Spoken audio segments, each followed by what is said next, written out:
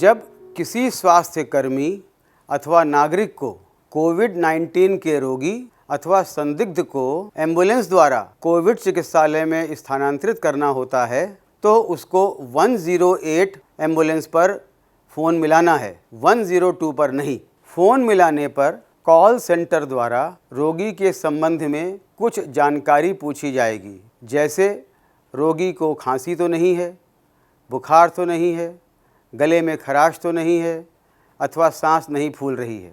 इसके अतिरिक्त ये भी पूछा जाएगा कि रोगी पिछले 14 दिनों में किसी विदेश यात्रा पर तो नहीं गया है अथवा किसी कोविड रोगी के संपर्क में तो नहीं आया है या किसी स्वास्थ्य कर्मी द्वारा क्वारंटीन तो नहीं किया गया है। जानकारी प्राप्त होने के पश्चात कॉल सेंटर द्वारा निर्धारित एम्बुलेंस रोगी के पास भेजी जाएगी। यह एम्बुलेंस आवश्यकता अनुसार BLS अर्थात बेसिक लाइफ सपोर्ट एम्बुलेंस हो सकती है अथवा ALS अर्थात एडवांस लाइफ सपोर्ट एम्बुलेंस हो सकती है। ALS एम्बुलेंस में वेंटिलेटर की सुविधा होती है। यहाँ पर यह ध्यान देना आवश्यक है कि एम्बुलेंस का ड्राइवर एवं एम्बुलेंस में आने वाला इमरजेंसी मेडिकल टेक्नीशियन दोनों को प्रशिक्षण प्राप्त हो चुका हो और दोनों ने ही निर्धारित PPE किट पहन रखी हो। इमरजेंसी टेक्नीशियन रोगी का मूल्यांकन करेगा और यदि रोगी स्वयं एम्बुलेंस में बैठ सकता है तो वह स्वयं बैठेगा अथवा उसे यदि कोई मदद की आवश्यकता है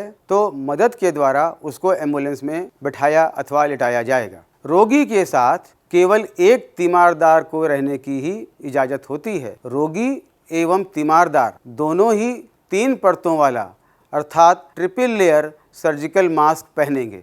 एम्बुलेंस में उपस्थित टेक्नीशियन यह पहले से ही सुनिश्चित करेगा कि एम्बुलेंस में समस्त उपकरण क्रियाशील हैं एवं उसमें पर्याप्त मात्रा में ट्रिपल लेयर मास्क उपलब्ध हैं। अब एम्बुलेंस कर्मी निर्धारित चिकित्सालय से संपर्क करेगा और यह देखेगा कि वहां पर बेड उपलब्ध हैं अथवा नहीं। चिकित्सालय को रोगी के बारे में वो संपूर्ण जानकारी भी देगा। एम्बुलेंस से यात्रा के दौरान स्वास्थ्य कर्मी मरीज की पल्स, ब्लड प्रेशर और ऑक्सीजन की सांद्रता को देखेगा। पल्स ऑक्सीमीटर द्वारा मरीज की ऑक्सीजन कंसंट्रेशन देखी जाती है और यह भी सुनिश्चित किया जाता है कि यह 90% से ऊपर हो। आवश्यकता पड़ने पर रोगी को 5 लीटर प्रति मिनट की दर से ऑक्सीजन दी जा सकती है। निर्धारित चिकित्सालय में पहुंचने पर रोगी को सुरक्षित तरीके से उस चिकित्सालय में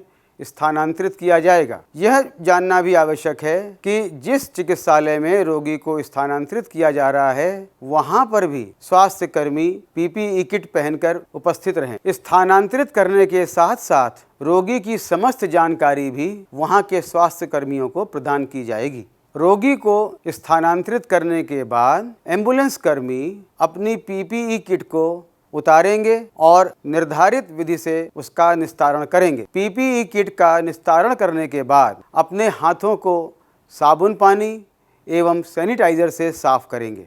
यदि रोगी को एक चिकित्सालय से दूसरे चिकित्सालय में भेजना है तो इस चिकित्सालय का कैजुअल्टी मेडिकल ऑफिसर संदर्भित करने वाले चिकित्सालय से संपर्क करेगा और वहां पर बेड की उपलब्धता को देखकर रोगी को पूर्व की बताई हुई विधि द्वारा स्थानांतरित करेगा।